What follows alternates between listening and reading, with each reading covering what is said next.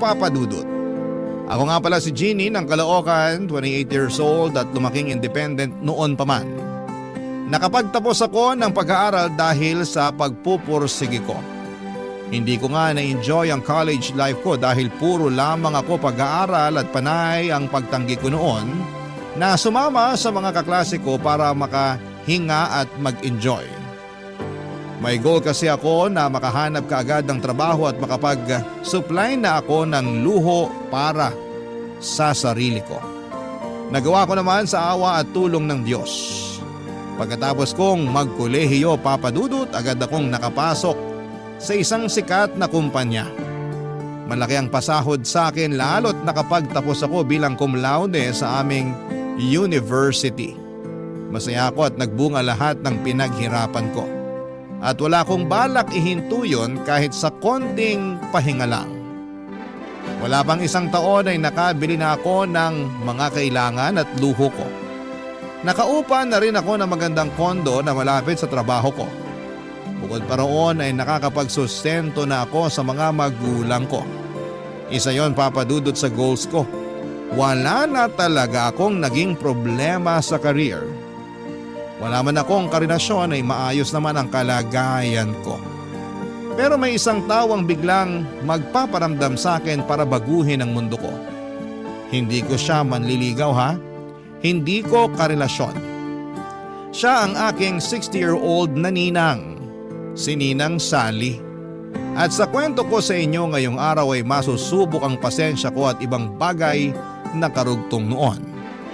Isang araw, Papa Dudut, ay bigla na lamang niya akong dinalaw sa kondo ko. Nagulat ako dahil nalaman niya kaagad kung saan ako nakatira kahit matagal na kaming hindi nakakapag-usap na dalawa, Papa Dudut.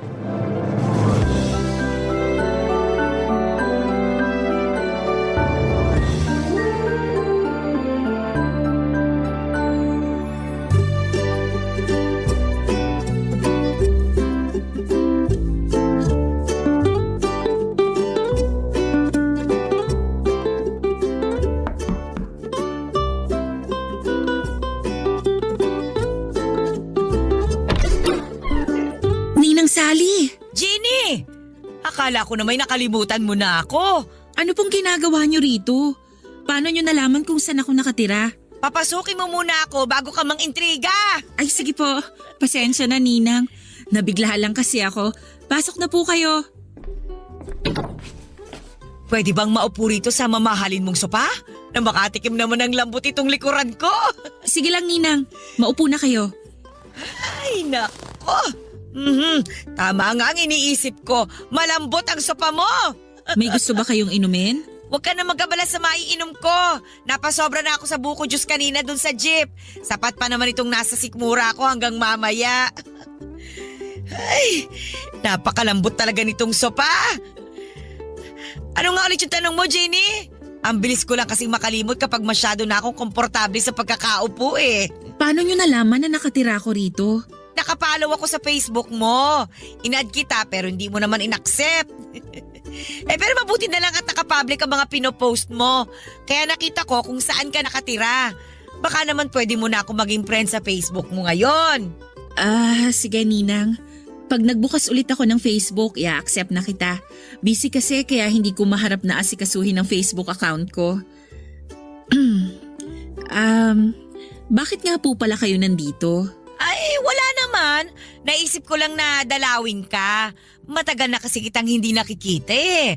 Kumusta pala mga magulang mo? Ayos naman po. Umuwi na sila sa amin sa Bicol. Nagpapadala na lang ako sa kanila ng pang-allowance nila doon. Nakakaingit naman palang magulang mo. Kung alam ko lang ang benepisyo ng pagkakaroon ng anak, di sana nagpaanak na lang ako sa dati kong nobyo. Kayo eh. Na-enjoy nyo raw kasi ang pagkadalaga nyo, sabi ni nanay. At pagmamahal sa sarili ko. Hindi naman kasi ako nagsisisi na hindi ako nakapag-asawa. Kaya lang minsan, nakakaramdam din ako ng lungkot. Lalo na kapag nakakakita ako ng mga bata. Mahilig pa naman kayo sa mga bata, Ninang. Oo nga eh. Ikaw nga itong paborito ko. Naalala mo ba nung bata ka pa lang? Lagi tayong magkasama. Ako pa lagi ang bumibili ng candy at ice cream na maibigan mo. Naaalala ko nga po. Aba, pati yung mga laruan na hindi kayang bilhin ng mga magulang mo. Oy, ako ang bumibili noon lagi para sa'yo. Pasalamat na nga lang talaga at nakakaluwag-luwag ako nung araw. Salamat po pala ron, Ninang. Ay, walang anuman yun. Para na nga kitang anak eh. Sa'yo ko binuhos yung mga sobrang biyaya ko. Hindi ko po yun makakalimutan. Naku, dapat lang. Kasi balang araw, baka maningil ako. Biro lang. Si Ninang Sally talaga, lagi na lang nagbibiro. Ay nako, malapit na pala ang Pasko. Pasensya ka na kung hindi na kita mabibigyan tulad ng dati ha. Wala nang pangregalo si Ninang eh. Retired na kayo sa pagbibigay ng aginaldo sa akin, Ninang. Hindi na ako bata. Itago nyo na lang yung pera nyo para magamit nyo sa ibang pangangailangan ninyo. Oo nga eh. Madalas na ako magtabi para sa maintenance ko. Eh sa awa ng Diyos, nakakaraos pa rin naman. Ay, oy siya, aalis na ako para maabutan ko pa yung pinapanood kong teleserye sa GMA. Oy, salamat sa pagpapapasok mo sa akin dito sa mamahalin mong kondo ha. Tinulungan kong makatayo si Ninang Sally sa pagkakaupo niya sa sofa. Niyakap niya ako at sinabing proud siya sa akin dahil lumaki akong mabuti at hindi nakakalimot. Lalo pa raw siyang natuwa sa akin dahil umasenso na ako sa buhay. Hindi na raw ako aasa sa kanya sa candy at laruan. Natawa na lamang ako sa sinabi niya pero nakatulong yon para mas gumanda ang tingin ko sa sarili ko. May narating na talaga ako dahil hindi na ako palaasa sa itutulong ng ibang tao. Inalalayan ko na rin na lumabas si Ninang sa pinto at pagkatapos noon ay kinuha niya ang number ko para makausap ko raw siya kapag nakakaramdam siya ng lungkot.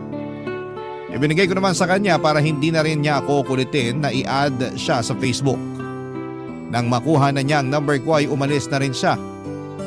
Noong nakaalis na si Ninang Sally ay naalala ko lang bigla ang naging buhay niya.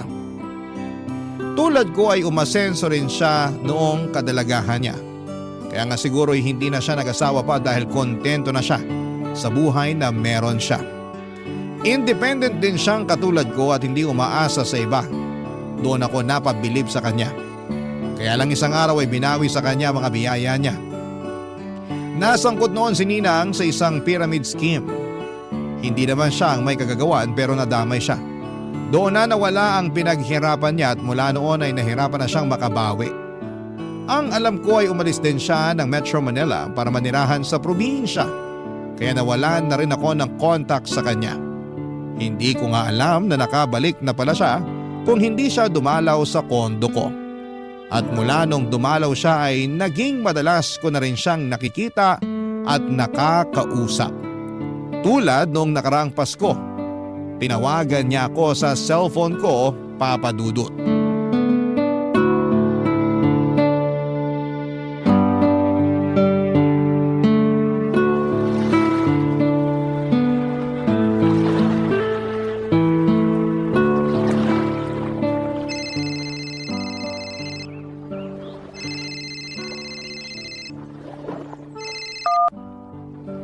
Hello? Hello, Jenny! Ninang Sally? Oh, napatawag po kayo. Ay, Merry Christmas, Jenny! Merry Christmas din po, Ninang. Nasa kondo ka ba ngayon? Wala po, Ninang. Andito ako ngayon sa beach. Nakabakasyon na kasi ako. Ay, nakakaingit naman! Padagat-dagat ka na lang! Ay, naku, kailan kaya ulit ako makakatapak sa dagat? Huwag na kayong malungkot, Ninang. Hayaan niyo sa susunod, isasama ko kayo. Maghanda na kayo ng swimsuit nyo.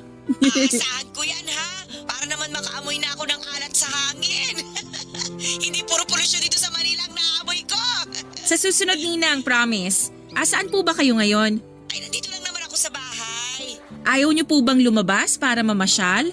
Maraming makikita ngayong Pasko sa mga mall o park. Naku, hindi na. Baka mamatay lang ako sa ingit sa mga tao ron. Bakit naman po? Alam mo namang wala akong pambili ng pamasko ko para sa sarili ko.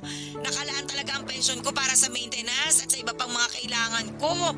Hindi kasali sa budget ang pamasko ko eh. Ah, ganun po ba? Eh di hindi kayo maghahanda para sa Pasko. Ay hindi na. Itutulog ko na lang ito bago pa ako makaamoy ng spaghetti sa kapitbahay. Eh, sabi ko nga sa'yo, ayoko mamatay sa inggit. Papadalang ko na lang kayo, Ninang. Ako nang bahala sa pang Noche Buena nyo. Sabihin nyo sa akin kung saan ako magpapadala para makuha nyo na. Talaga ba? Hindi ba nakakahiya na humingi ng pamasko ang ninang sa inaanak? Parang baliktad naman yata yon. Ako naman ngayon ang magbibigay ng pamasko sa inyo, Ninang. Pasalamat ko na lang sa lahat ng candy at laruan na binigay nyo sa akin nung bata ako tuwing Pasko. Uy, naiiyak naman ako sa sinasabi mo ngayon, Jeannie. Akala ko itutulog ko na lang itong Pasko. Gising kayo hanggang madaling araw ng Pasko, Ninang. Sisiguraduhin kong ma-enjoy nyo ang handa nyo. Ay, napakaswerte ko naman sa'yo, Jeannie. Ay siya, sige. Ipadala mo na lang sa number ko ang perang panghanda ko. Magkano po ba ang gusto nyo? Pwede bang 10,000? 10,000? Pang Noche Buena? Ay, wag na nga. Mukhang sobra yung hinihingi ko. Ay siya, sige na. Mabuti pang itulog ko na lang itong inggit ko. Ang ibig ko pong sabihin, Ninang yung 10,000 ba? Panghanda nyo lang? Hindi naman. Mag-isa lang naman ako eh. Sapat na yung 2K na panghanda ko para sa Pasko. Para po saan yung matitirang 8,000? Pagsisini ko sana kinabukasan. Yung buong 8,000? Hindi naman, syempre. Yung iba kasi panghahanda ko sa Three Kings Day. Three Kings Day? Pati yun ang selebrasyon ng Pasko, Jeannie. Pinagdiriwang ko rin yun bago ako magtanggal ng mga Christmas decor ko. Ngayon ko lang nalaman na dapat paghandaan ng Three Kings Day. Noche Buena at Medianoche lang kasi ang alam kong may paspageti at fruit salad Ay, ibahin mo ang kalendaryo ko. Kung sakaling maghahanda rin kayo sa Three Kings Day, parang sobra pa rin yung matitira sa inyo. Yung iba kasi gagamitin ko para mag-enjoy naman sa Valentine's Day. Ang advance nyo naman, Ninang. Malayo pa ang Pebrero. Gusto ko lang kasing magliwaliw at maging masaya sa Valentine's. Kahit minsan lang ba, para naman makalimutan kong single ako at walang pamilya.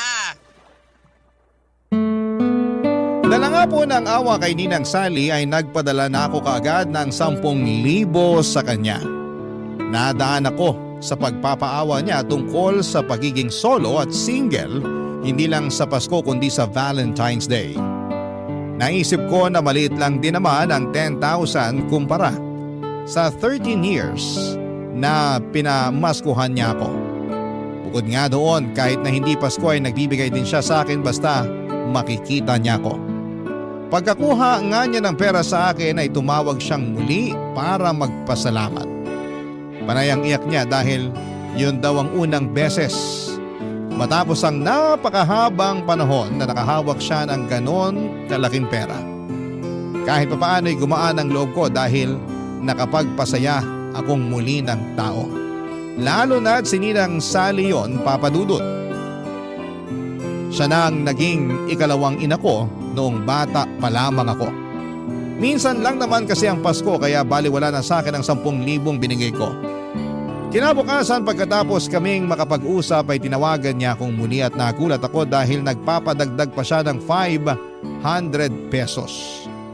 Tinanong ko kung para saan. Ang sagot niya lang sa akin ay para sa pangdagdag niya sa pagpapagawa ng pustiso niya.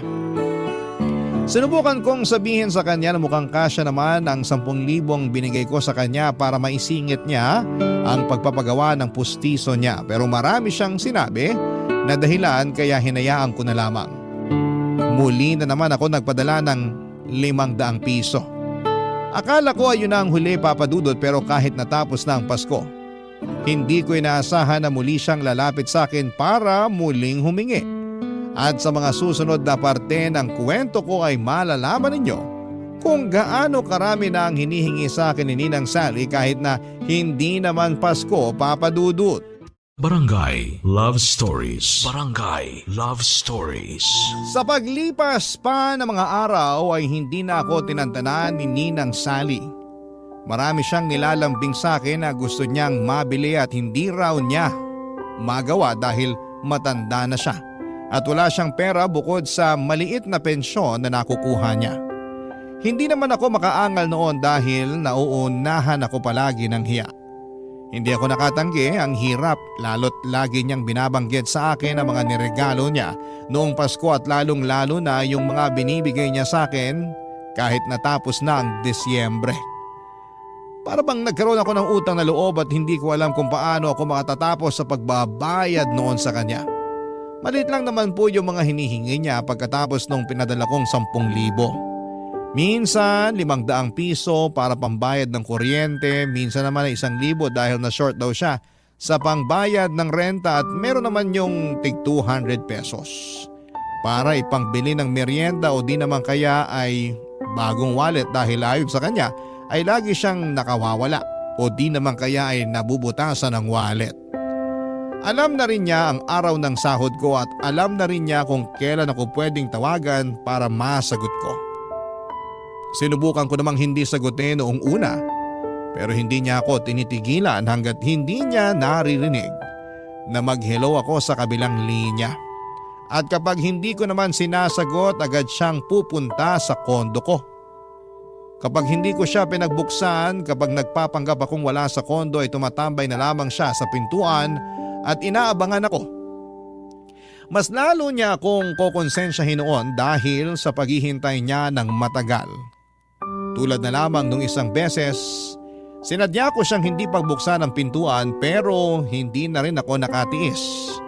Dahil alam kong hindi siya uuwi hanggat hindi niya ako nakakausap at hindi ako humaharap sa kanya, Papa Dudut.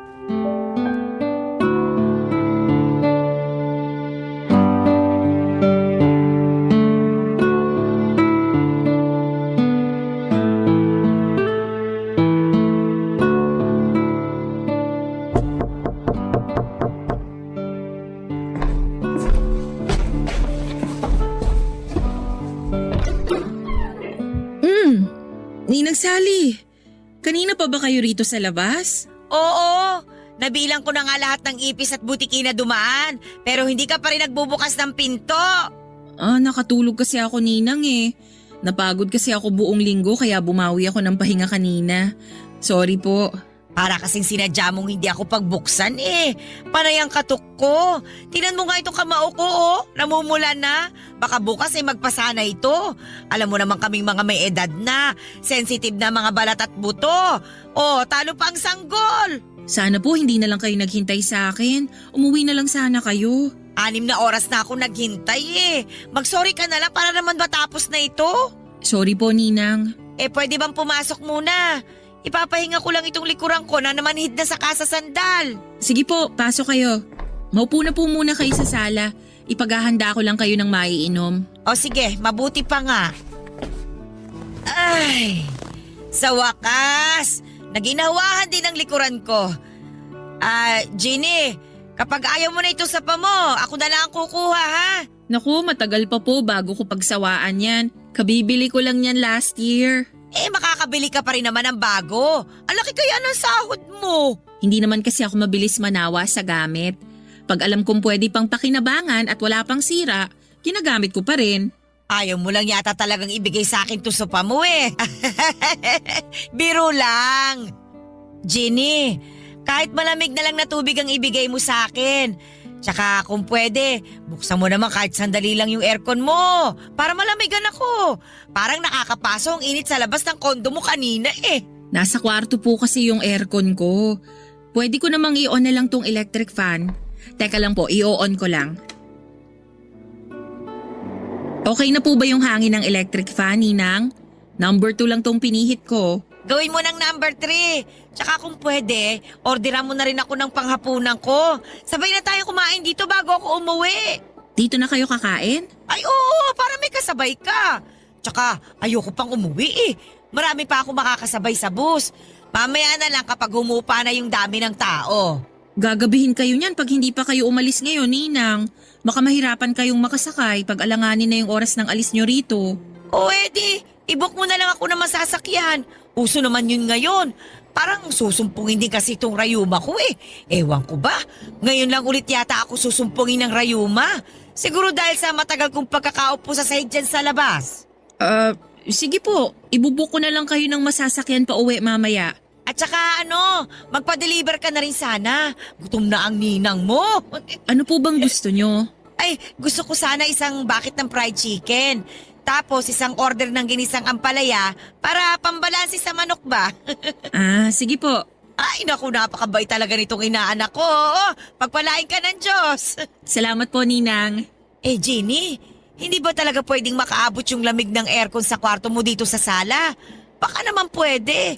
Buksan mo lang siguro yung pinto ng kwarto mo para makalabas yung lamig dito sa sala.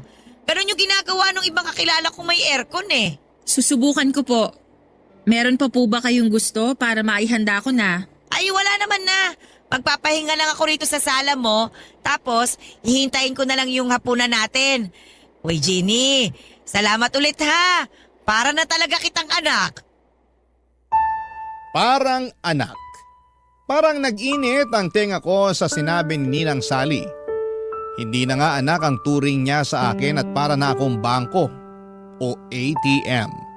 Ay mali, para akong ninang sa aming dalawa dahil ako ang nagbibigay ng mga gusto niya.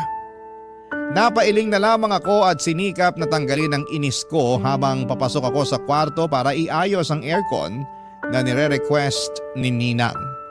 Nagtitipid na nga ako ng kuryente pero dumating pa si Ninang para pataasin ang bill ko. Inisip ko na lamang isang gabi lang naman yon. Sana'y hindi na maulit pa. Pero alam kong niloloko ko lamang ang sarili ko.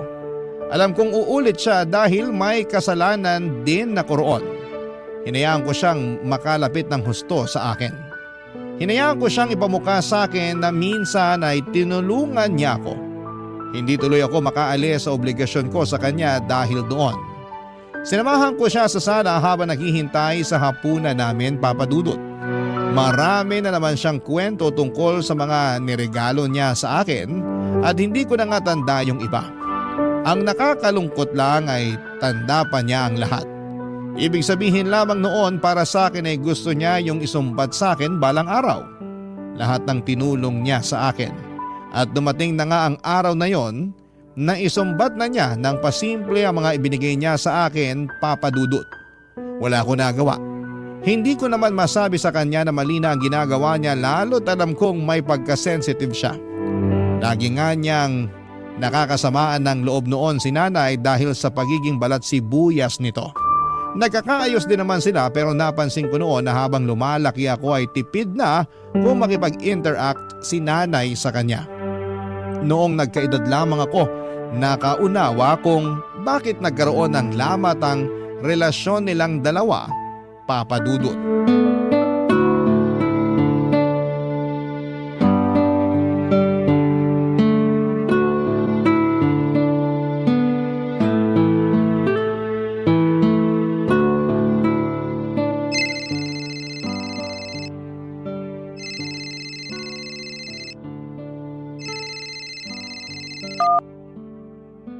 Hello, Ninang. Hello, Jeannie. Oy, mabuti naman at sinagot mo na ang tawag ko. Ay, nako.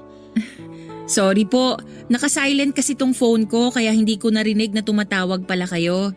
Andito pa kasi ako sa office eh. Marami pa akong tinatapos. Ay, nandiyan ka pa pala. Mabuti na lang pala at hindi ako pumunta sa kondo mo.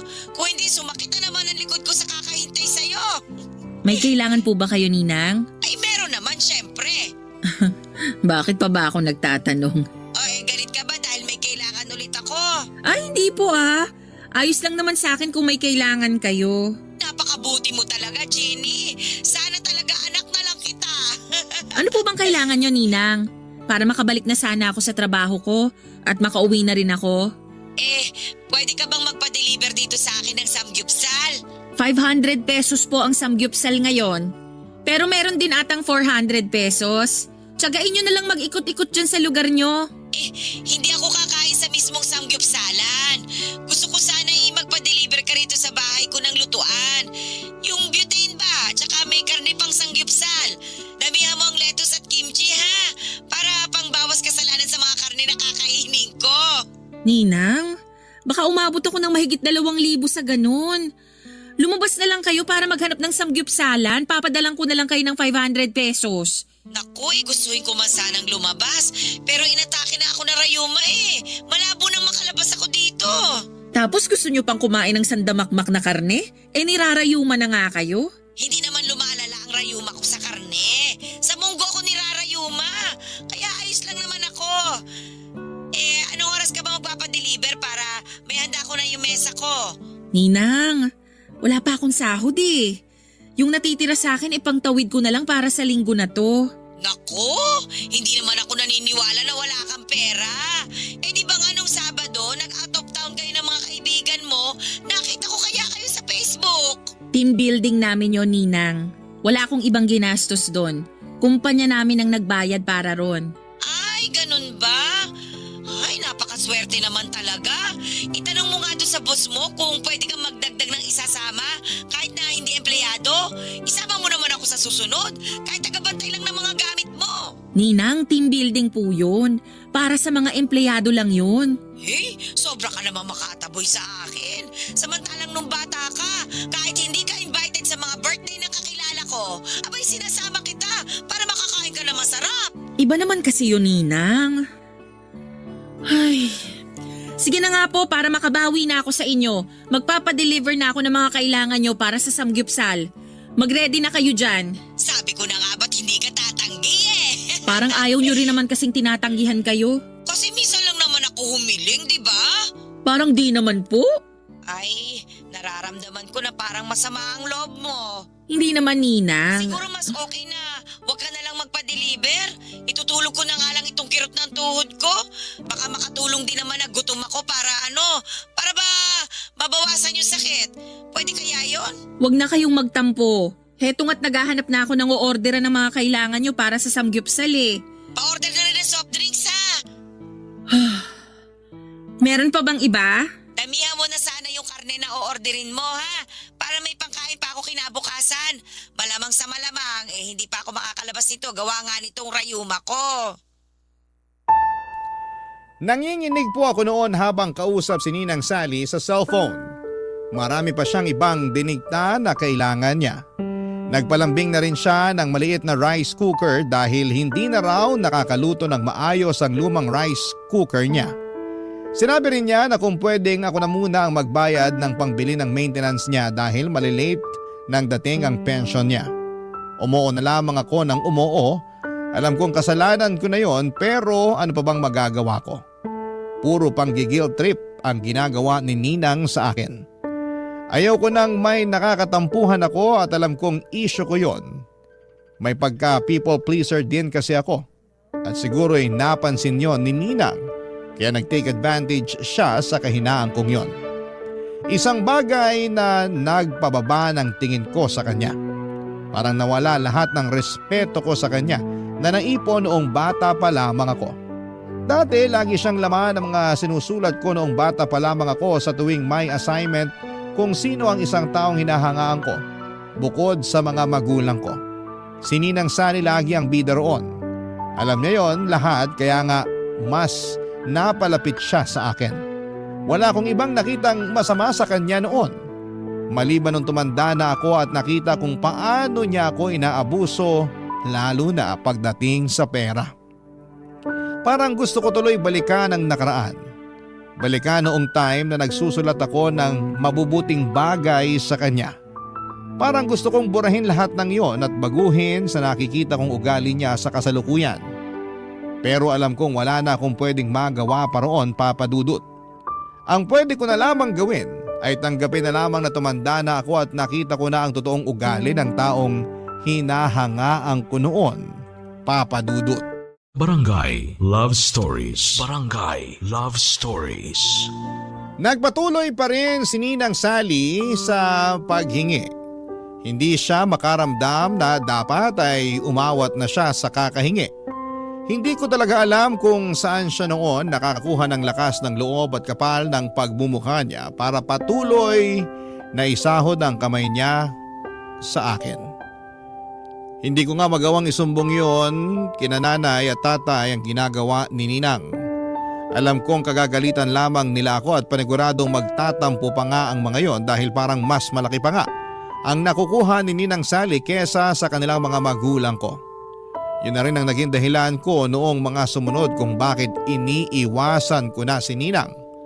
Patuloy ko lang na iniisip na mas importante at mas dapat kong bigyan ang mga magulang ko kesa sa kanya.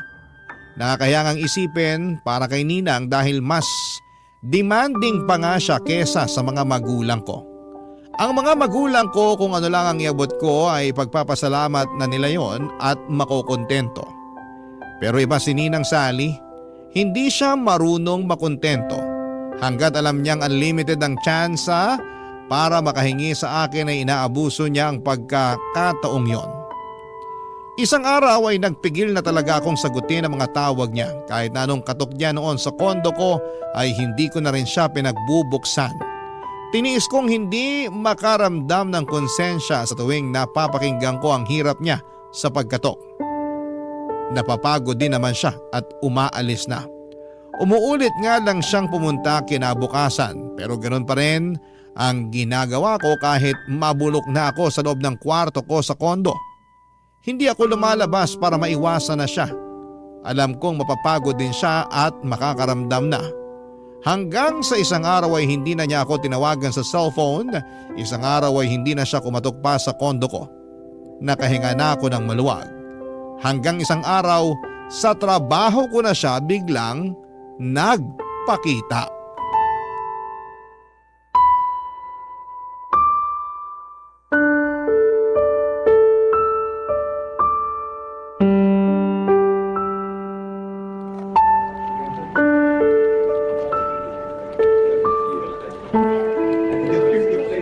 Ninang Sally, anong ginagawa niyo rito sa opisina ko? Ay, pinapasok ako ng guard ninyo. Sabi ko kasi sa kanya, ako ang nanay mo at may iaabot lang ako. Bakit naman po kailangan magsinungaling kayo sa guard? Mapapahamak ako sa ginagawa niyong yan eh. Eh kasi naman, hindi na kita makausap eh. Panay ang tawag ko sa'yo, pero hindi ka naman sumasagot. Busy kasi ako, Ninang. Halos hindi ko na nga mahawakan ng cellphone ko kasi puro na lang ako computer dito sa trabaho. Eh ano bang rason mo kung bakit hindi mo ako pinagbubuksan ng pinto doon sa kondo mo? Lagi akong wala sa kondo kasi madalas naka-OT ako rito sa office. Sinungaling! Hindi po ako sinungaling. Akala mo ba hindi kita naririnig sa loob ng kondo mo? Matanda na ako at malabo ang mga mata. Pero klaro pa rin ang pandinig ko. Ilang beses kaya kitang narinig doon sa kondo mo na palakad-lakad. Ninang, baka naman yung mga daga ang naririnig nyo na palakad-lakad sa kondo ko. Ay nako, huwag mo nang lusutan. Napapahiya ka lang eh. Alam ko namang iniiwasan mo na ako. Kaya ba kinumpronta nyo na lang ako dito sa trabaho ko? Eh parang ganun na nga. Pero mas gusto ko makita ang pinagtatrabahuhan mo. Aba, tama nga ako. Asensado ka na. Maganda itong opisina mo oh. Mukhang mayayaman ang mga empleyado rito. Tama nga talaga ako. Malaki nga ang sahod mo. Hindi naman ata tama na pag-usapan ng sahod ko, Ninang. Tama ka. Mali nga ako ron. Ay, pasensya ka na kung dumiretso ako rito ha. Nalulungkot lang kasi ako sa bahay eh. Ang hirap mag-isa sa buhay. Kung gusto nyo po, pwede kong tawagan si nanay para makapag-usap kayo. Magkwentuhan kayong dalawa. Alam ko gusto ka rin niyang makausap ulit. Ay, wag na. Wag mo na rin babanggitin sa nanay mo na inaabutan mo ako, ha? Baka magselos yun at pagbawalan ka ng bigyan ako. Sige po. Salamat, ha? Sa atin na lang sana itong pagbibigay mo sa akin ng pera. Para naman hindi ako magmukhang masamang ninang sa ibang tao. Alam mo naman yung ibang tao, ang hilig-hilig magkukomento sa buhay ng iba. Kaya iniiwasan ko yung mga ganong klase ng tao eh. Mas mabuti pang mag-isa na lang ako kesa makisalamuha sa kanila. Wala po akong pagsasabihan pero please, Ninang. Baka naman pwedeng umuwi na kayo. Pag naabutan kayo rito ng boss ko, baka mapagalitan pa ako. Saglit na lang, pwede ba? Gusto ko lang namang pagmasdan itong opisina ninyo eh. Bigla ko kasing naalala nung nagtatrabaho pa ako sa dating opisina ko. Proud na proud ako sa trabaho kong yon. Malaki ang pasahod.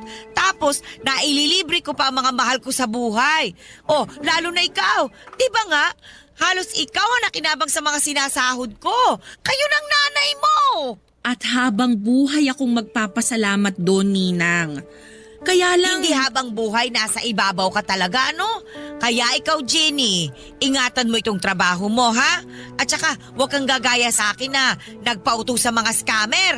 Huwag ka masyado magtitiwala. Baka isang araw, mawala sa iyo ang lahat. Ay, nalulungkot naman ako sa nangyari, no? Kung naging maingat lang sana talaga ako. Huwag nyo na lang pong laging balikan ng nakaraan para hindi kayo malungkot ngayon. Tapos na yun. Tingnan mo nga ako ngayon, oh, Jenny. Sana ko nakabawi. Walang-wala ako. Para akong inaanak na umaasa lang sa aginaldo ng ninang tuwing Pasko. Ay, nako. Alam ko, nasasagad ko na rin ang pasensya mo sa paghingi-hingi ko ng pera sa'yo. Kaya hindi naman kita masisisi kung iniiwasan mo na ako. Kaya lang, Jenny, wala na kasi akong ibang malalapitan at mapagkakatiwalaan kundi ikaw lang. Kaya sana naman, matulungan mo rin ako. Tulad ng pagtulong ko sa'yo nung bata ka pa lang. Konti na lang naman ang ilalagi ko rito sa mundo eh. Sana makatulong ka para medyo guminhawa naman ng konti ang mga natitirang araw ko bago man lang ako bawian ng buhay. Nakaramdam ako ng kurot sa mga sinabi ni Ninang Sally. Alam kong madalas nagtutunog nangongonsensya lamang siya. Pero nang pagkakataong yon ay naramdaman ko talaga ang lungkot niya. Ramdam kong balak na niyang sukuan ang laban niya sa buhay. Sa totoo lang ay mukhang sinukuan na talaga niya ang buhay. Mula nung nasangkot siya sa pyramid scheming ay hindi na siya naglakas pa ng loob na ilaban ang kanyang sarili. Hinayaan na lamang niya ang lahat. Nawala yung dating siya, yung masiyahin at matulungin. Matapos siyang masangkot doon kahit piso ay hindi niya iaabot sa mga pulubi. Hindi ko naman siya masisisi at masyadong masakit ang nangyari sa kanya noon. Pero sana'y lumaban pa rin siya ngayon. Kahit sabihing matanda na siya at inihintay na lamang niyang mawala siya sa mundo ay may dahilan pa rin naman para magpatuloy. Kaya lang parang ayaw na nga niya. Siguro dahil nga sa dinidibdib niya masyado ang pagkatalo niya. Nadala na naman ako ng awa sa kanya. Kaya kahit na hindi nga siya humihingi ng pera noon ay inabutan ko pa rin siya ng 500 pesos. Sinabi ko sa kanya na mamasyal muna siya sa mall at kumain na lang doon. Kahit sa food court lang kung ano man ang magkakasya sa inabot ko. Para lang mawala ng lungkot niya kahit na ilang oras lang. Niyakap niya ako at nagpasalamat. Pagkatapos noon ay umalis na rin siya at sinunod na niya ang payo ko. Nagbalik na ako sa trabaho at alam kong magpapatuloy muli ang cycle ng pagtulong ko kay Ninang Sally. Nagkatotoo naman dahil kinabukasan ay muli niya akong pinuntahan sa kondo. Pinagbuksan ko na siya noon at ayoko na rin magtago pa. Papadudot.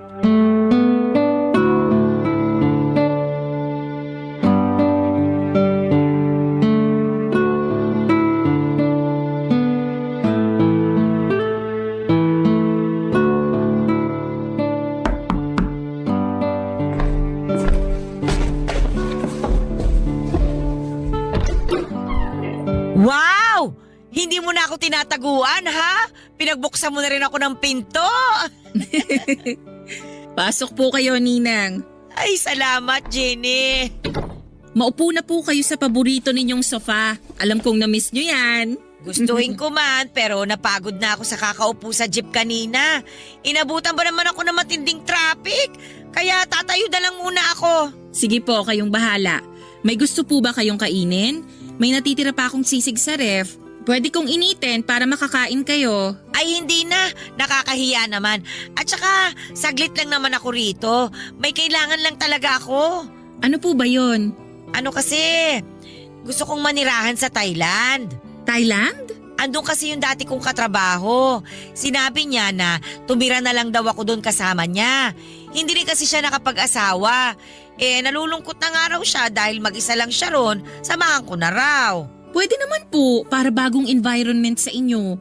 Saka baka ron kayo makapagsimula ng bagong buhay. Yan din nga ang iniisip ko. Hindi na ako makakapagsimula ng bagong buhay dito sa Pilipinas. Malabo na. Kaya baka sa ibang bansa na ang swerte ko. Susuportahan kita, Ninang. Tama, lumipat na kayo ron. Susuportahan mo talaga ako? Full support naman ako sa mga desisyon nyo sa buhay, Ninang eh. Pwede bang suportahan mo rin ako sa mga gastusin ko sa pagpunta ron sa Thailand? Po? Bigyan mo ako ng pera para maproseso ko yung pagtira ko sa Thailand. O kaya naman, kahit bigyan mo lang ako ng 50,000 para pamasahe ko. At saka, ekstrang pera na rin habang hindi ko pa alam ang gagawin ko ron. Pwede naman ako mag-TNT dun, di ba? Marami namang gumagawa nun. Gusto nyo pa talagang maging illegal ang pagstay nyo sa Thailand? Kung pang illegal lang ang aabuti ng budget mo, tatanggapin ko na lang. Ako na lang ang didiskarte para maging legal balang araw ang paninirahan ko ron. Siguro naman sapat na yung 50 mil na ibibigay mo. Pero kung may extra ka, 60 mil mo na. Ang hirap kayang mabitin doon. Wala kasi akong ganyang halaga sa bangko ko, Ninang. Ganun ba? Paano kaya kung mag-loan ka na lang? Kasi papayagan ka naman kagad ng bangko mo na umutang. Lalo na kapag nalamang maganda ang trabaho mo. Ayoko pong magkaroon ng utang, Ninang. Huli na naman ito, Jenny. Makakahinga na rin ang bulsa mo kapag nakaalis na ako ng Pinas. Pag wala na ako rito, makakaipon ka na.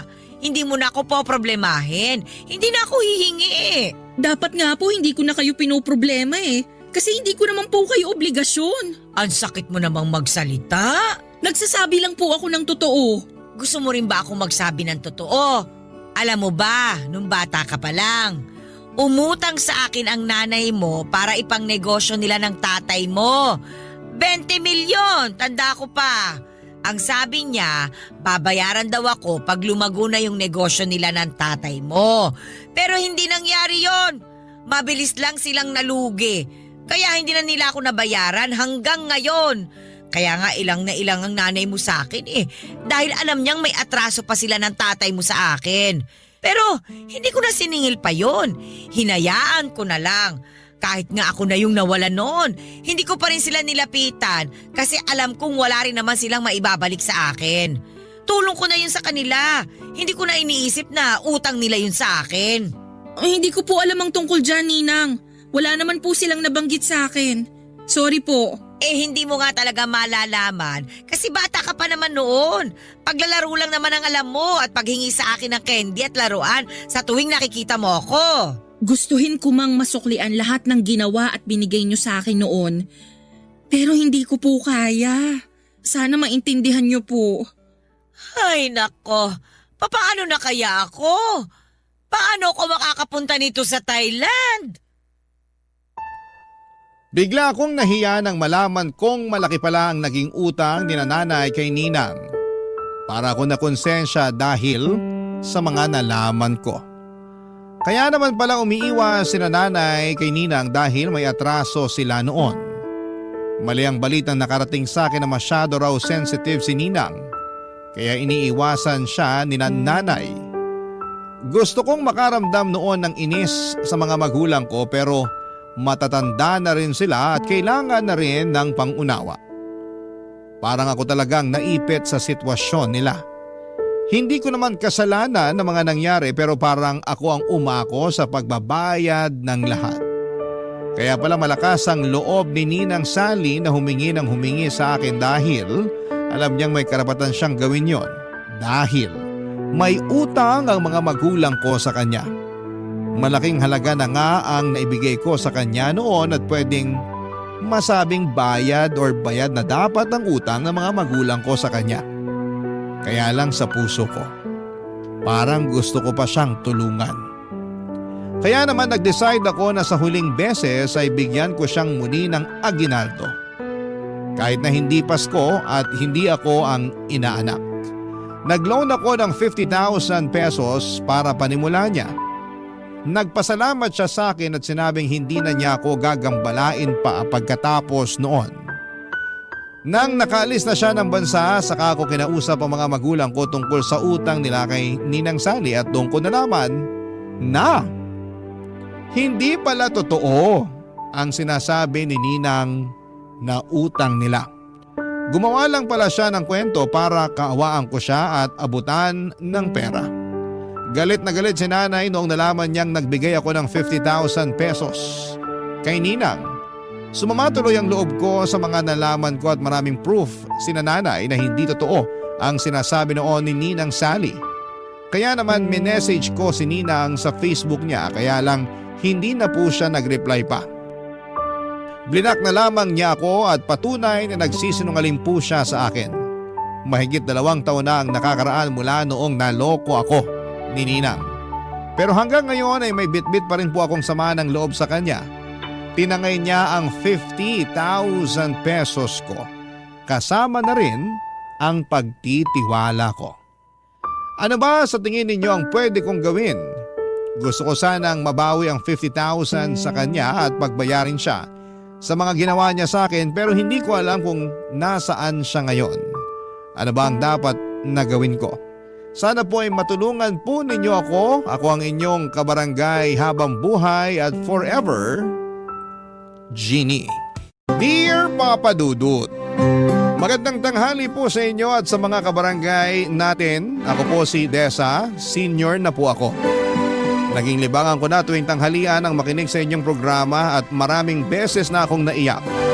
Napahalakhak ng tawa at na-stress sa mga kwentong ibinabahagi dito sa Barangay Love Stories. Sabi ko nga minsan ay grabe naman ang nangyayari kay Sender. Kawawa naman at napakatanga naman. Pero napapaisip ako, ang buhay ko pala ay pwedeng itampok sa programa ninyo kaya sumulat ako dahil nais kong ibahagi ang kwento ng buhay ko na para bang kinuha mula sa isang teleserye. Hindi ko na po alam kung tatawa o iiyak ako sa mga nangyayari kaya naisipan ko na lamang na sumulat sa inyo. Matagal na panahon na ang nakalipas nang makilala ko si Stephen, isang AFAM na taga-Amerika. Nakita ko sa internet na ang ibig sabihin pala ng AFAM ay a foreigner around Manila. Pero ginagamit na rin siya ngayon na pantawag sa foreigner kahit wala ka sa Maynila. Dati simpleng foreigner o kaya ay kanulang ang tawag. Nagkakilala kami ni Stephen sa isang beach resort kung saan ako nagtatrabaho bilang tagalinis ng kwarto. Sa unang tingin pa lamang ay alam ko nang may kakaiba sa kanya. Hindi lang dahil sa kulay ng kanyang balat o banyagang accent, kundi dahil sa napaka-gentle niyang paraan ng pakikitungo sa akin. Hindi nga nagtagal ay naging kami at ramdam ko ang kanyang pagmamahal. Papadudot at inakala kong siya na ang sagot sa lahat ng pangarap ko. Pero sabi nga nila ay hindi lahat ng maganda ay nagtatagal. Dumating ang araw na kinailangan niyang bumalik sa Amerika. Nangako siyang babalik pero habang tumatagal ang paghihintay ay unti-unti kong nararamdaman ang lamat sa aming relasyon. Sa umpisa ay regular pa ang pagpapadala niya ng sulat. Pero kalaunan ay bigla na lamang itong nawala, Papadudot. Naiwan akong nagmumukmok, nagtatanong sa sarili ko kung ano ang pagkukulang ko. Bakit hindi na siya sumusulat sa akin? At dito na nga pumasok sa eksena si Edward. Si Edward ay matagal ko nang kilala. Kaibigan siya ng pinsan ko at matagal nang umaaligid sa akin. Noong una ay hindi ko siya pinapansin dahil mahal na mahal ko nga si Stephen. Pero sa mga pagkakataong umiiyak ako dahil sa kawalan ng balita mula kay Stephen, si Edward ang laging nariyan sa tabi ko. Siyang nagpapatawa sa akin at umaalalay kapag bumibigat na ang loob ko. Hindi ko maitatangging napapalapit na rin ang loob ko sa kanya, Papadudut.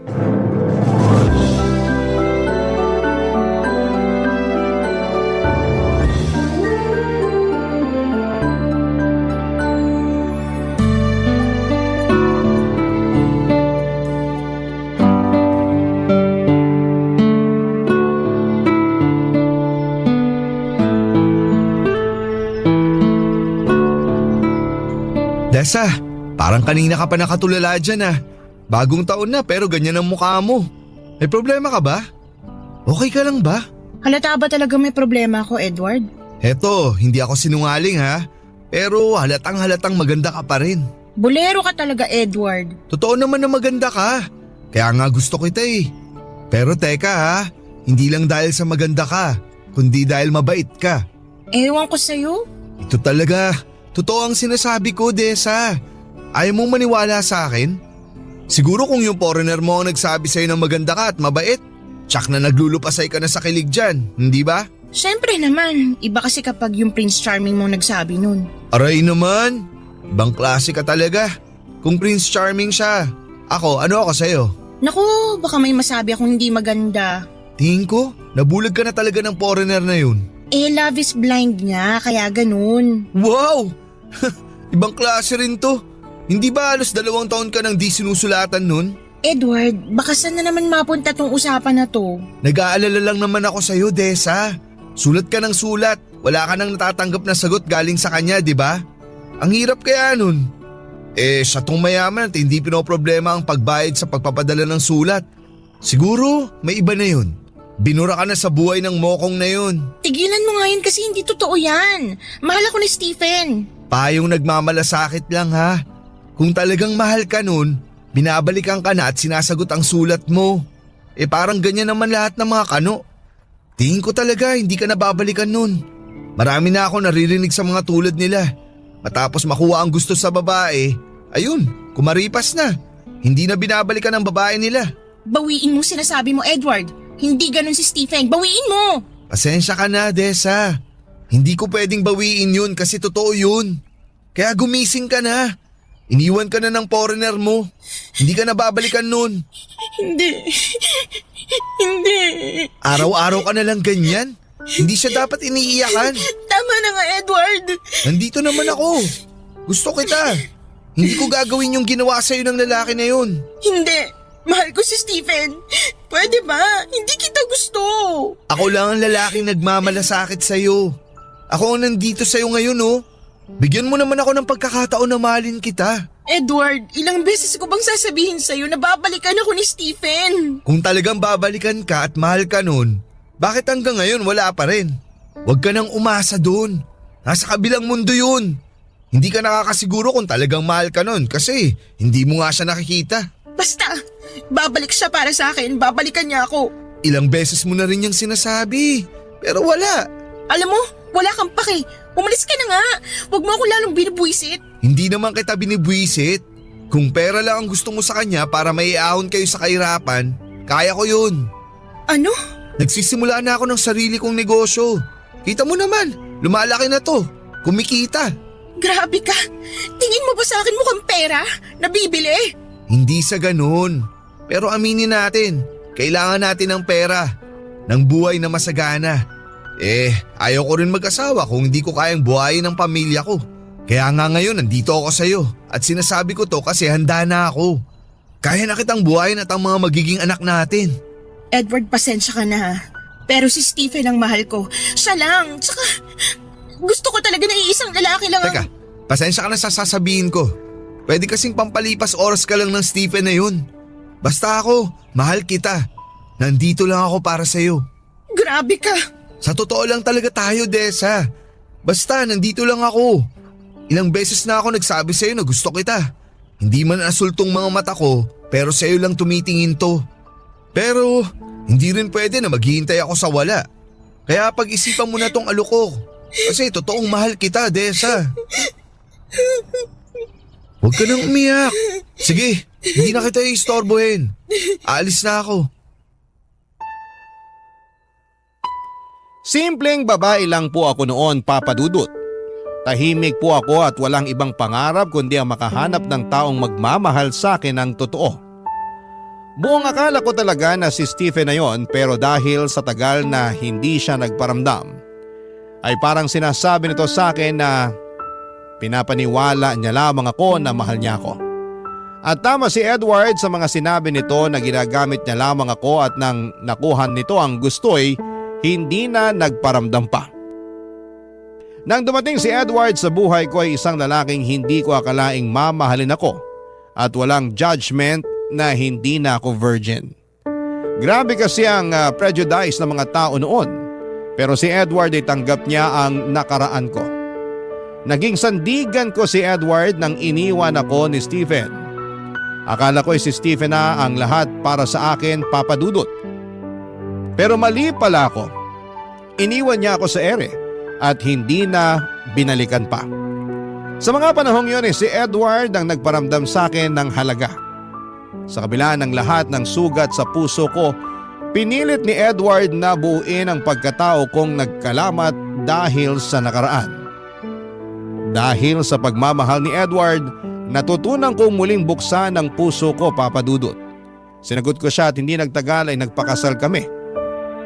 Akala ko sa wakas, eto na ang simula ng masayang pamilyang bubuuin namin.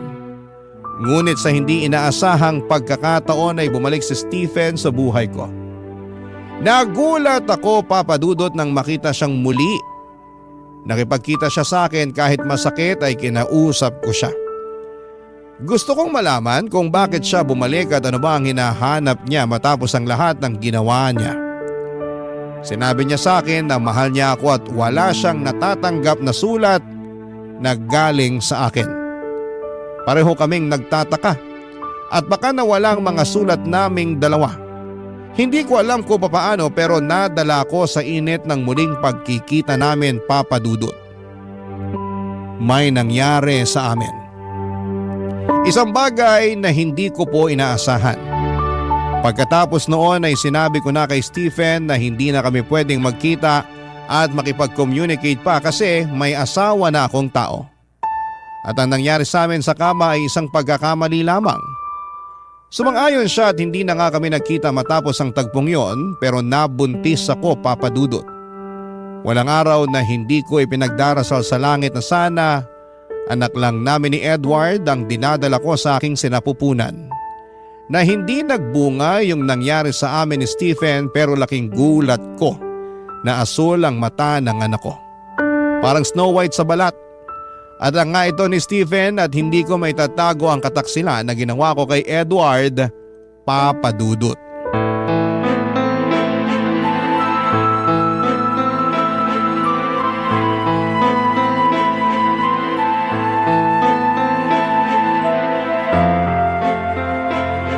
Han, kausapin mo naman ako.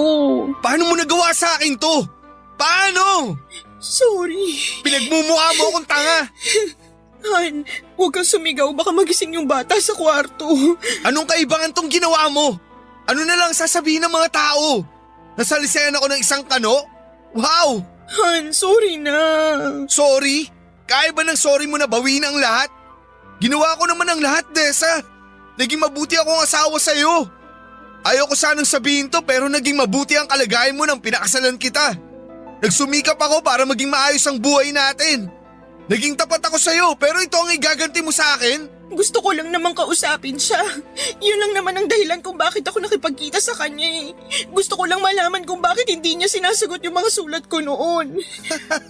Nagkita pala talaga kayo ng kanong yun? Nagpauto ka naman sa mga sinabi niya. Tapos tumihaya ka. Hindi pa ba ako sapat? Gusto mo talaga sa ganung lalaki? Ibang klase ka rin talaga. Anong pinagkaiba mo sa ibang babaeng nagbebenta ng aliw? Sa ginawa mo, mas masahol ka pa sa kanila. May gana ka pang sampalin ako? Ikaw tong nagtaksil?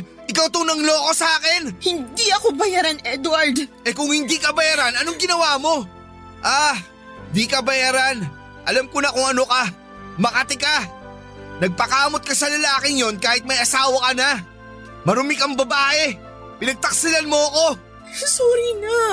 Natukso lang ako. Lintik na dahilan yan. Ano? Natukso tapos nagumpugan kayo sa kama? Tapos ayun, nakalunok ka ng bola at lumaki ang tiyan mo. Tapos eto, tingnan mo yung anak mo. Kulay pa lang ng mga mata, kitang-kita na ang pagtataksil mo sa akin. Anong klase kang asawa? Oo na, mali na ako. Mali ang ginawa ko. Akala ko kasi... Pinigilan ko naman ang sarili ko eh. Hindi ko alam kung bakit pumayag pa rin ako makipagsiping sa kanya. Pero matapos namin ginawa yun, sabi ko sa kanya na yun na talaga ang huli namin pagkikita dahil may asawa na ako. Dahil ayoko magkasala pa. Isang beses nyo lang ginawa tapos nakabuo agad. Ang talas pala ng anong yun. Eh di doon ka na. Grabe naman yung matras mo na yan. Gusto talagang magpalahi. Gusto mo palakpakan kita, Desa? Magtatawag ako ng mga kapitbahay para pumalakpak kami sa ginawa ninyo. Edward. Saka isang beses o maraming beses man yan, nagkasala ka. Nagtaksil ka at yung anak mong yan ang ebidensya ng pagtataksil mo sa akin. Edward, patawad. Ang sakit, Desa. Hindi mo alam kung gaano kasakit. Hindi kita masisisi kung galit ka. Siguro nga, maghiwalay na lang tayo. Hindi akong babae para sa'yo. Ano? Kasi nga ang bait-bait mo sa akin eh. Ginawa mong lahat para sa akin pero itong sinukli ko.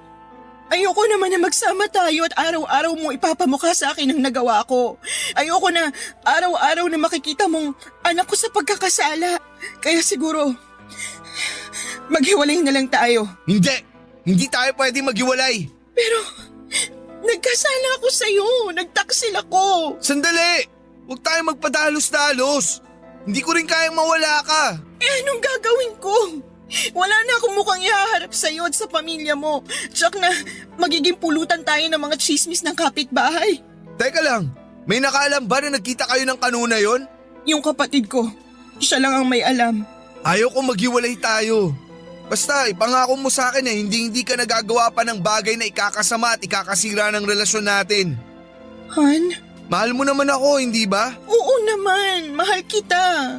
Kalimutan na natin ang lahat. Hindi ko kayang mawala ka sa piling ko. Pero, paano ang bata? Paano ang itsura niya? Pwedeng sabihin natin pinaglihi mo siya sa biren sa simbahan. Parati ka namang nasa simbahan eh. Ano? Yan ang sasabihin natin. Anak ko yung batang inuluwal mo. Ako ang ama, pero ipinaglihi mo siya sa mga santo. Kaya naging ganun ang itsura ng anak natin. Nagulat ako sa mga pahayag ni Edward ng gabing yon, Papa Dudut. Mahal na mahal ako ng asawa kong si Edward pero nasaktan ko siya ng todo dahil sa isang katotohanan na hindi ko na kayang itago. Masakit kay Edward na malaman na iba ang ama ng anak namin. Ramdam na ramdam ko ang sakit at pighati niya sa tuwing tinitingnan niya ang aming anak. Wala akong magawa kundi ang umiyak at tumingin ng tawad sa kanya, Papa Dudut. Hindi ko rin kayang saktan si Edward ng tuluyan lalo na't alam kong mahal na mahal niya ako. Kahit pa masakit para sa kanyang nangyari ay sinabi niyang hindi niya ako kayang iwanan. Matapos nga ang pag-uusap na yon ay hindi na niya ako sinumbatan pa. Hindi niya ako tinulak palayo. Pero alam kong bawat araw na kasama niya ako ay isang mabigat na laban yon para sa kanya.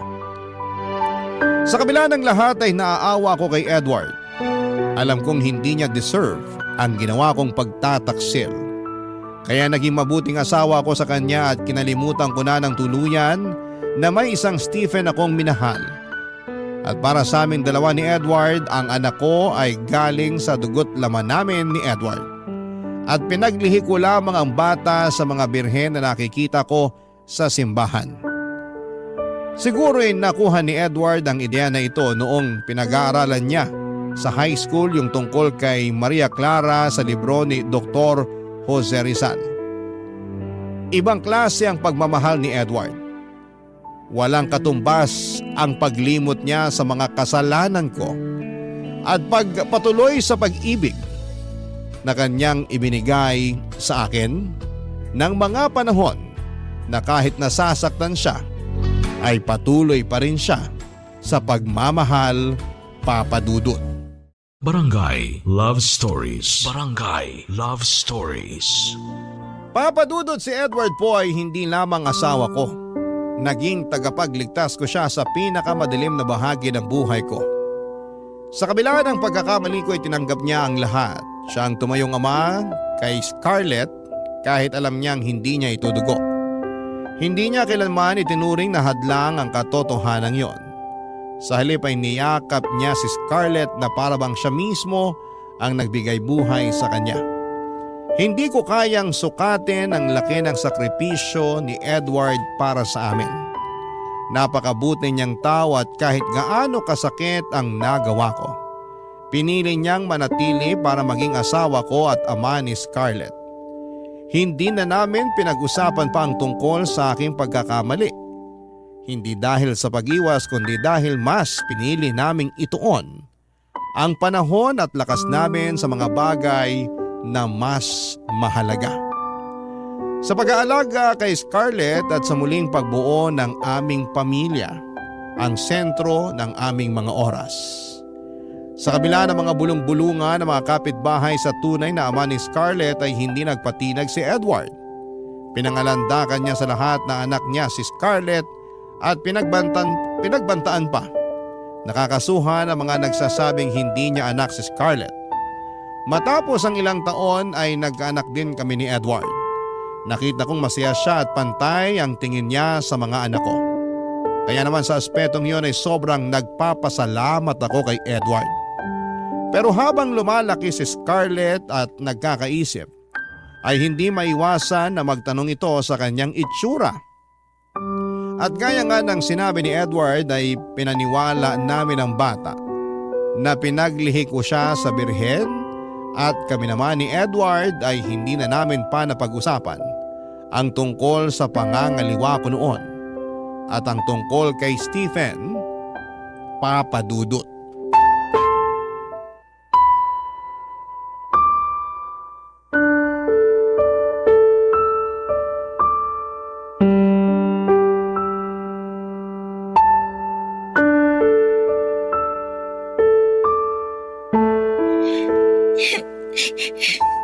Scarlett, anong nangyayari sa'yo? Bakit ka umiiyak? Ma? Anak niyo po ba talaga ako? Bakit mo naman natanong yan? Oo, anak kita. Siyempre naman. Hindi niyo po ba ako napulot sa basurahan? Ay, ikaw talagang bata ka. May maganda bang bata na iniwan lang sa basurahan? Hindi kita napulot sa basurahan, anak. Galing ka sa tummy ni Mama. Anak ka namin ng papa mo. Kaya tumahang ka na, okay? Pero sabi ng mga kalaro ko, hindi daw ako Pinoy. Kaya hindi niyo ako anak. Sino ba yung mga kalaro mo na yan para masabihan ko na mali ang sinasabi nila? Tsaka, huwag ka nang makipaglaro sa kanila. Sa mga bunsong kapatid mo na lang ikaw makipaglaro. Ha? Sila dapat ang kalaro mo. Ang gusto ko, girls ang kalaro ko, Ma. Ah, sabihan ko ang pinsan mong si Meryl na pumunta dito sa bahay para makipaglaro sa'yo, ha? Bibili kita ng panibagong manika, okay? Sige po, Ma. Kaya tumahan ka na. Ikaw talaga, nagpapapaniwala ka sa mga yun. Mama, may iba pa po silang sinasabi. Parati nga nila akong tinutukso talaga. Ano na naman? Ang sabi nila, Amerikana daw ako. Blue daw kasi yung mata ko eh. Tsaka ang puti-puti ko. Naku, naiinggit lang yung mga yun sa'yo kasi you're a princess. Ganyan kaya kulay ng mga mata ng mga manika, di ba? Alam mo, may kukwento ako sa'yo kung bakit ganyan kakaganda. Gusto mo bang marinig? Opo, Ma. Halika rito. Dito ka sa tabi ko. Gusto kong niyayakap ang baby ko kapag nagkukwento ako eh. Alam mo anak, mahal na mahal ko ang papa mo. Kaya pinakasalan ko siya. Nakita mo yung picture na nakasabit sa baba? Yung puti po ang damit ninyo na parang Reyna po. Tama! Yon ang pinakamasayang araw ko para akong reyna at yung papa mo naman ang hari. Tapos syempre, nagdasal talaga ako noon para biyayaan ako ng magandang anak. At doon nga ako nagdasal sa birhen hanggang sa nabuntis ako. Dito ka sa tiyan ko. Parang yung baby brother ko nung nasa tiyan mo pa po siya. Ganun na nga. At habang pinagbubuntis kita, parati kong tinitingnan yung mga birhen sa simbahan. Ang gaganda nila, ang puputi, at ang pupungay ng mga mata. Doon kita pinaglihi, kaya nang lumabas ka sa tiyan ko, sabi ko, parang birhen ang baby girl ko. Ah, kaya pala ako ganito, Ma. Sa inyo talaga ako galing? Siyempre, dito ka sa tummy ni Mama. Naniniwala ka na ba? Opo, Ma. Naku, parang ang seryoso ng mag-ina ko ah. Ano bang pinag-uusapan yung dalawa? Papa, kinuwento ni Mama na pinaglihi daw po ako sa santo. Kaya ganito po yung itsura ko. Ah, oo anak ko. Kaya ang ganda-ganda mo. Pakis nga ako sa baby ko. Naku, maganda ka nga baby. Pero amoy araw ka naman. Maghapon ka bang naglaro? Opo. Naku, kailangan mo nang maligo baby. Sige na, maligo ka na. Big girl ka na, di ba? Sige na, baka mahilo pa si Papa sa amoy mo. Sige po, Papa. Maliligo na ako.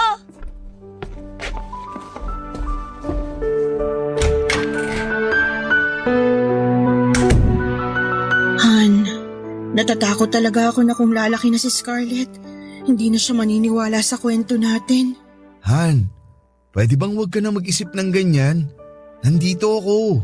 Sasabihin ko sa kanya na ako talaga ang ama niya at pinaglihi mo nga siya sa santo. Tapos ang kwento. Oh, bakit ka naman umiiyak? Salamat sa pagmamahal, Edward. Salamat sa lahat. Ako dapat ang magpasalamat dahil minahal mo rin ako at hinayaan mo akong maging ama sa anak mo. Mahal kita, Han. Mahal na mahal din kita, Han. Mula sa araw na isinilang ko si Scarlett ay nangako ako na ibibigay ko ang lahat para sa kanya. Pagmamahal, proteksyon at isang magandang kinabukasan. Walang pag-aalinlangan na ibinigay din yon ni Edward sa kanya kahit alam nitong hindi niya kadugo si Scarlett.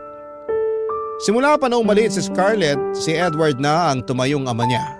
Ginawa niyang lahat para mahalin at alagaan si Scarlett na parang tunay niyang anak.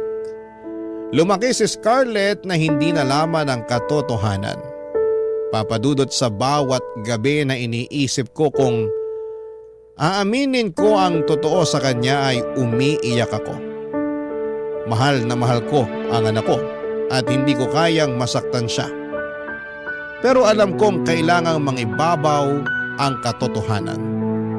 Kaya nung naging 18 years old na siya ay naisip ko na hindi ko na kayang itago pa ang lahat. Dumating na ang araw na kinakatakutan ko. Ang araw na kailangang sabihin ko sa kanya ang lahat-lahat. Sa loob ng 18 years, binabangungot ako sa bawat gabi. Iniisip ko kung paano niya tatanggapin ang katotohanan. At eto na nga ang bangungot na yon, Papa Dudut. Nakita ko ang galit sa mukha ng anak ko noong hinarap niya ako para sa katotohanan. Parang gusto ko na lamang na namunin ako ng lupa dahil nadudurog ang puso ko habang nakikita ko ang sakit sa mga mata niya. Pero naisipan ko rin na mas mabuti nang pakawala ng kasinungalingang matagal kong tinatago. Alam kong sa dulo ay kailangang maging buo ang pagkakakilala niya sa kanyang sarili. Karapatan niya yon kaya hinarap ko si Scarlett ng buong tapang. Kahit nanginginig ang boses ko at sinabi ko sa kanya na siya ang isa sa mga pinakamahalagang tao sa buhay ko. At lahat ng ginawa ko ay para sa kanya, Papa Dudut. Niyakap ko siya kahit ramdam kong lumayo ang loob niya sa akin ng mga oras na yon.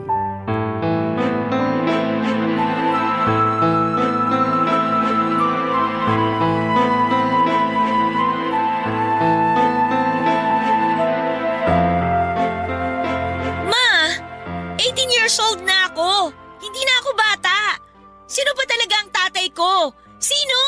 Scarlett, anak. Nung bata pa ako, naging usap-usapan na hindi ako anak ni Papa dahil nga mukha akong anak ng isang kano. Maraming beses kitang tinanong at maraming beses mo rin akong sinagot na pinaglihim mo lang ako sa santo. Ma, hindi ba kayo kinikilabutan sa ginagawa niyong pagsisinungaling? Sabihin niyo sa akin ang totoo. Amerikano nga bang tatay ko, Ma? Scarlett, ang mahalaga, mahal ka namin ng Papa Edward mo. Ibig sabihin, totoo nga. Anak, Ma, 18 years niyo ako niloloko. kailangan ko kasing… Anong kasinungalingan pa ang sasabihin mo, Ma? Gusto ko lang marinig mula sana sa inyo yung totoo eh. Pero hanggang ngayon, ayaw niyo pa rin sabihin. Umamin na si Tia Magda. May kasintahan ka daw na isang Amerikano. At yun yung nakabuntis sa'yo. Siya yung ama ko. Pero, ang ipinagtataka ko lang, mag-asawa na kayo ni Papa nun, di ba? Ibig sabihin, nangaliwa kayo? Ako yung bunga ng pagtataksil nyo kay Papa. At saka, nagpakamartir si Papa. Inako niya ako at itinuring na tunay niyang anak. Anak, sorry. Sorry. Bakit niya tinago sa akin yun? Totoo nalaman mo. Anak kita sa isang Amerikano, si Stephen. Nagmamahalan kami pero nung bumalik siya sa Amerika, hindi na siya sumulat sa akin. Hindi ko alam kung ano nangyari. Dumating sa buhay ko ang papa mo, minahal niya ako at doon nagpakasal kami. Pero dumating si Stephen, nagkita kami. Maling nakipagkita pa ako sa kanya, parang bumalik yung dati eh. Akala ko hindi ako mabubuntis kasi isang beses lang namin ginawa yun pero nabuntis niya ako. Nabuo ka namin. Ma, bakit mo nagawa yun? Gusto ko nang makipaghiwalay sa papa mo noon kasi isang pagtataksil ang ginawa ko pero tinanggap niya ako. Tinanggap niya tayo. At para sa kanya, galing ka sa dugot laman niya, anak ka ng Papa Edward mo. Han? Scarlett, anak? Oh, bakit kayo nag-iiyakan? Pa, alam ko na po yung totoo. Alam ko nang hindi niyo po ko tunay na anak. Alam kong hindi ako pinaglihis sa mga santo. Kasi anak ako ng isang kano. Hindi! Anak kita, Scarlett! Anak ka namin ng mama mo! Tama na! Mga sinungaling kayo! Scarlett! Scarlett! Hayaan mo muna yung bata. Paano kung may mangyari sa kanya, Han? Masakit para sa anak natin na nalaman niya ang totoo. Hayaan na muna natin siya. Babalik din yun. Pero paano kung hindi na siya bumalik, Edward? Paano kung tuluyan na siyang magalit sa akin? Hindi ko alam kung kaya ko yun. Nakita mo naman kung paano niya ako tingnan kanina, di ba? Puno siya ng galit. Han, makinig ka. Hindi ba dati, galit na galit ako nung una kong nalaman ng totoo? Pero napatawad kita. Hindi naging madali pero nagawa ko. Alam kong kaya rin niya ni Scarlett. Kailangan lang niya ng panahon. Alam kong totoo yan, Han. Pero ibang sakit ang makita ang anak mong nasasaktan eh. Para bang hinugot yung bahagi ng puso ko. Mahal na mahal ko siya. Lahat ng ginawa ko para sa kanya pero ngayon, parang hindi niya yun naramdaman. Hindi yan. Ramdam niya yun. Ngayon, maaaring galit siya. Nalilito. Pero kilala ko si Scarlett. May puso yan. Tulad ng sayo. Mahal na mahal ka niya. Kahit nasaktan siya ngayon, mapapatawad ka niya. Ito talagang kinatatakutan ko, Edward. Dumating na. Lahat ng taon na tiniis ko ang takot at pangamba, parang wala na akong natira para sa sarili ko. Pero eto na nga, wala na akong tinatago. At yan ang mahalaga. Wala ka nang itatago. Wala ka nang bigat na dinadala. Han, ginawa mo na ang tama. At sa dulo, makikita rin ni Scarlett yan. Han, taana. Han, ano kung mas piliin niyang lumayo? Edward, hindi ko kaya. Hindi mangyayari yan. Kung napatawad kita, kaya rin niyang gawin yun. Ngayon, hayaan mo munang lumipas ang galit niya. Ibigay mo sa kanya ang panahon para humupa ang emosyon niya. Sana nga, Edward. Sana nga. Tandaan mo, mahal na mahal ka ng anak mo. Tuluyang lumaya si Scarlett sa bahay, Papa Dudut. Napakasakit sa akin bilang isang ina na makita ang anak kong nagdadala ng bigat sa kanyang puso dahil sa katotohanang hindi niya matanggap. Ang sekreto na matagal ko nang tinatago ay parang bomba na sumabog sa pagitan naming mag-ina, Papa Dudut. Parang nawasak ulit ang pagkatao ko at bumalik ang mga alaala ng panahong nagpakatanga ako. Sa pag-asang mahal talaga ako ni Stephen. Hindi ko inakalang ang lalaking yon nang siyang magmamarka ng dugong kano sa anak kong si Scarlett. Hindi ko alam kung saan siya nagpunta, Papa Dudut. Sinubukan ko siyang tawagan. Ngunit hindi niya sinasagot ang cellphone niya. Napakaraming tanong ang gumugulo sa isipan ko. Mali ba ang desisyon kong aminin sa kanya ang katotohanan?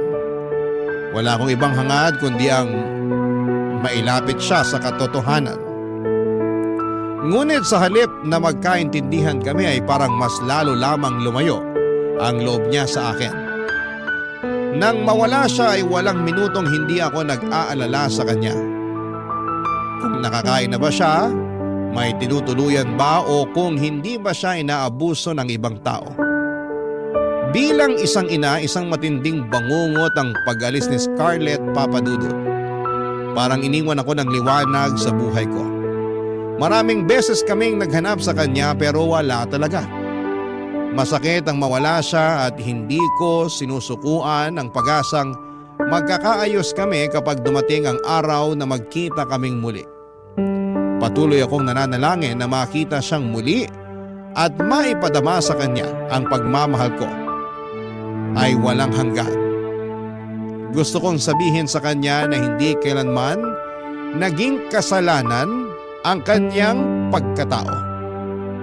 Dahil ang pagdating niya sa buhay ko ay isang blessing na araw-araw ko na pinagpapasalamat sa Diyos.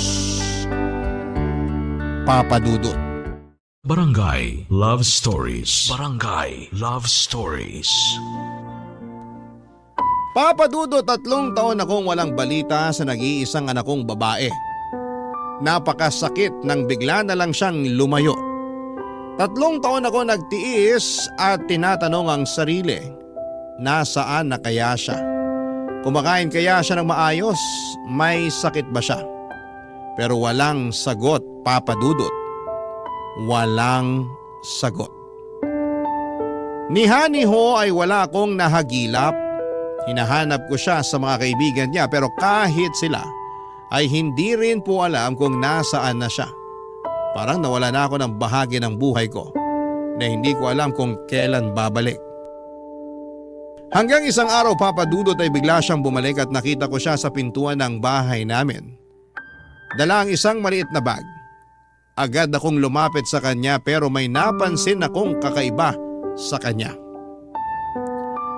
Hindi lang siya umuwi, Papa Dudut, sapagkat buntis siya.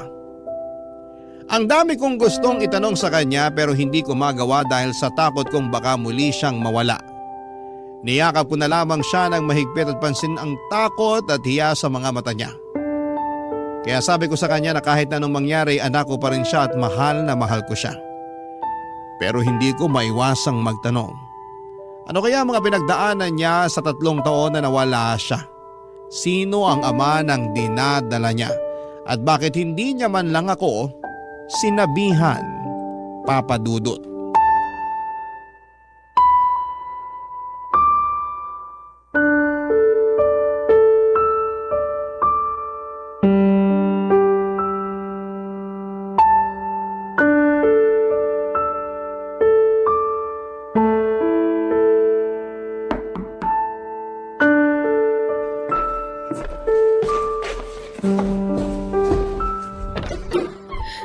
Scarlett? Anak! Anak! Anak! Naupo ka. Ano nangyari sa'yo? Miss na kita. Mama, Oo, nandito lang si mama mo. Huwag ka nang umiyak. Buti umuwi ka. Alala ako. Ang mga kapatid mo at ang papa mo. Bakit ngayon ka lang umuwi? Ma, I'm sorry po. Anong sorry? Ako dapat ang mag-sorry sa'yo. Patawarin mo ko, anak. Ma, naiintindihan ko na. Pinatawad na po kita. Anak ko, kumain ka na ba? Ha? Ipag-ahanda kita. Ma, may problema po ako. Ano yun, anak? Ano bang problema mo? Ma, buntis ako. Ano? Hindi ko na alam kung anong gagawin ko. Matulungan mo ako, Ma. Sinong nakabuntis sa'yo? Kailangan kanyang pakasalan. Ma, hindi pwede. Anong hindi pwede? Binuntis ka niya, anak. Dapat kanyang panagutan. Ma, kasi may asawa siya. Ano? Ma, hindi ko naman alam na may asawa na pala siya eh. Ginawa niya akong kabit na hindi ko alam. Napakatanga ko. Napakatanga ko. Tanga-tanga ko talaga. Anak, Ma, gusto ko po sanang ipalaglag na lang itong dinadala ko. Scarlett, hindi. Hindi ako papayag, anak. Wag na wag mong ipapalaglag ang bata. Walang kasalanan ng bata para pagkaitan mo siyang mabuhay, anak. Alam mo, kung nalaman ko lang na ang pinagbubuntis ko ay hindi dugo ni Edward, pwede kong ipalaglag ang bata. Pero naisip ko, walang kasalanan ng bata sa tiyan ko. Wala kang kasalanan. Kailangan mong makita ang mundo, kaya kailangan ding makita ng magiging apo ko ang mundo, anak. Ma, nagkamali ako. Wala kang kasalanan, anak. Umibig ka lang sa lalaking hindi karapat-dapat. Anak, maraming taon na bumabagabag sa akin ang ginawa ko kahit pinatawad na ako ng Papa Edward mo. Hindi madali, pero alam kong kakayanin mo. Kalimutan mo ng lalaking yon, mag-umpisa ka kasama ang anak mo, ang apo ko. Okay lang po sa inyo na wala akong asawa? Na magiging laman tayo ng chismis ng mga kapitbahay. Wala akong pakialam sa sasabihin nila. Ang importante, maipanganak mong anghel na yan at ipadama natin sa kanyang pagmamahal. Okay? Opo, Ma. Salamat. Salamat po sa pagmamahal ninyo sa akin. Ganyan talaga ang isang ina. Mararanasan mo na rin kung paano magmahal ang isang ina. Itatago ko rin po ba sa kanya ang totoo? Na ang ama niya ay may ibang pamilya pala? Nasa sayo yan, anak. Pero siguro kapag kaya na ng isip niya, sabihin mo pa rin ang totoo. Sige po, Ma. Kailangan ko maging totoo sa anak ko. Ma, nasan po pala si Papa? Nasa kwarto. Oh, Ma. Bakit naman ganyan ang mukha niyo?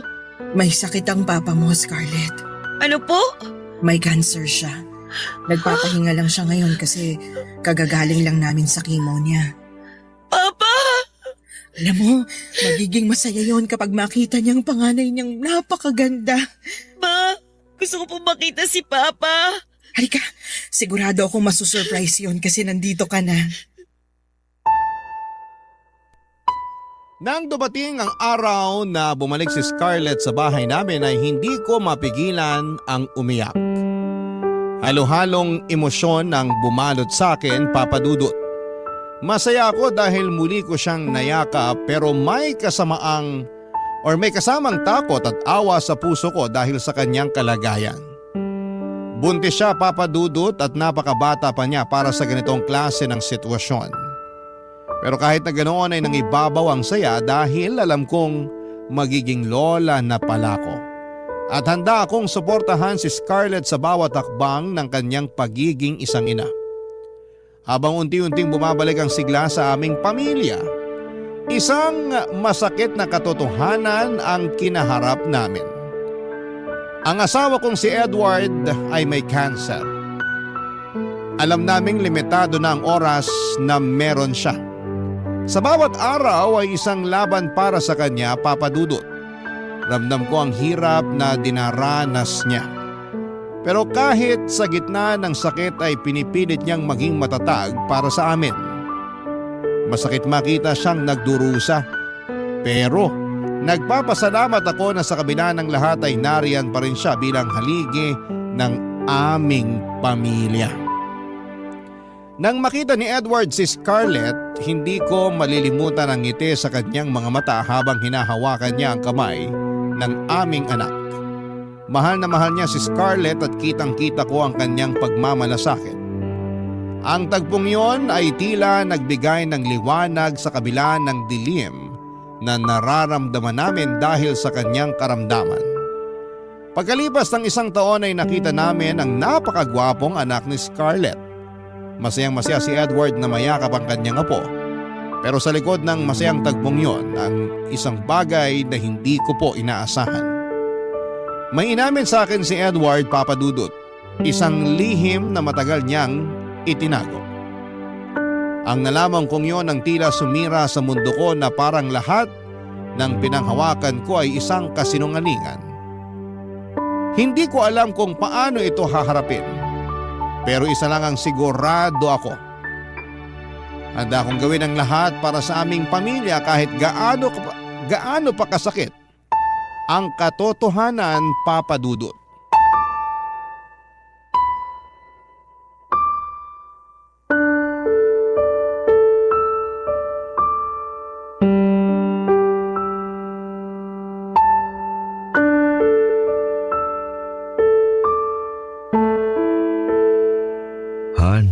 Han, huwag ka nang magsalita. Kailangan mong magpahinga para mapadali ang paggaling mo.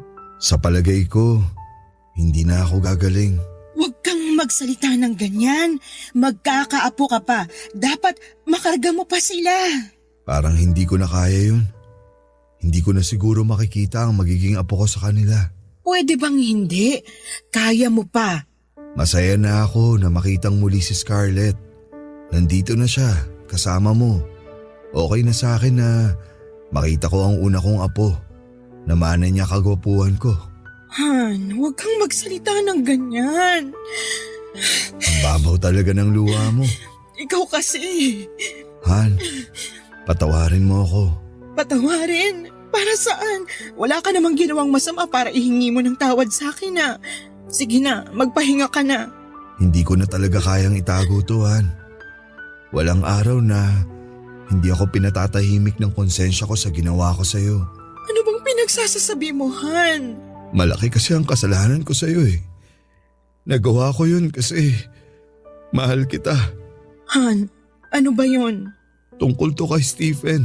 Ano? Anong tungkol sa kanya? Gusto talaga kita.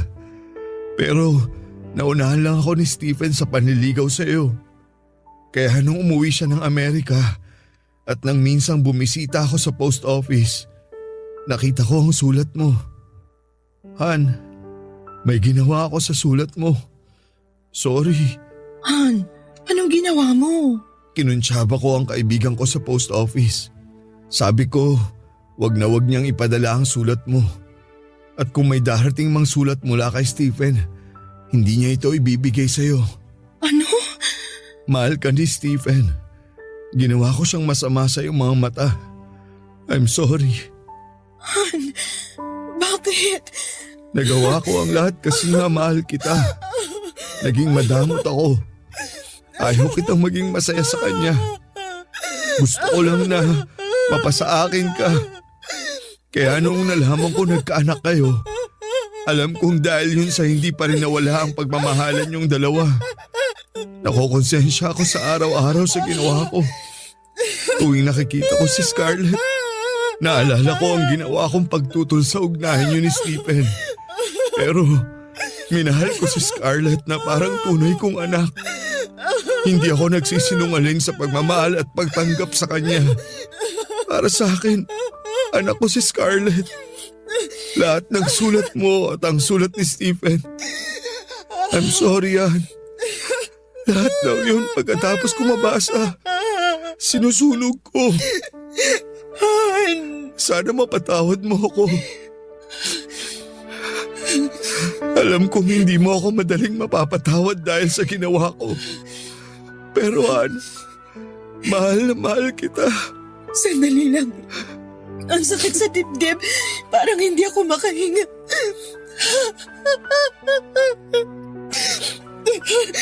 Han, ayoko nang marinig yan. Hindi totoo ang mga sinasabi mo. Ann, I'm sorry. Mahal mo ko, kaya tayo nagpakasal sa isa't isa. Kalimutan mo na yan at isipin mong hindi nangyari yung sinasabi mo. Sa pagkakaalam ko, sa naging buhay ko kasama ka at ang mga anak natin, naging mabuti kang asawa sa akin. Naging mabuti kang ama sa mga anak natin. Yun lang ang katotohanan na gusto kong marinig. Tinaguyod mo ang pamilya natin ng maayos. Dugot pawis. Hindi man naging perpekto ang pagsasama natin pero alam natin na mahal natin ang isa't isa. May mga pagkakamali tayo. Malaki din ang pagkakamali ko pero kinalimutan mo. Kaya ayokong isipin na nangyari ang sinasabi mo sa akin. Pwede ba? Ma? Pa? Oh, bakit nag-iiyakan kayo? Naaalala lang namin kung paano kami unang naging kami. Alam mo naman. Hay nako, kayo talaga? Nasaan ang apo ko? Nasa kwarto po. Pinatulog ko po muna. Pwede mo bang dalhin dito ang apo ko? Oo naman pa. Scarlett, anak. Mahal na mahal kita at ang anak mo. Pa, mahal na mahal ko rin po kayo. Pakis nga po ako sa papa kong pogi. Mwah! Pagaling ka na kasi pa, para mas lalo kang pumogi. Sandali pa, kunin ko lang si baby. Balik agad ako dito.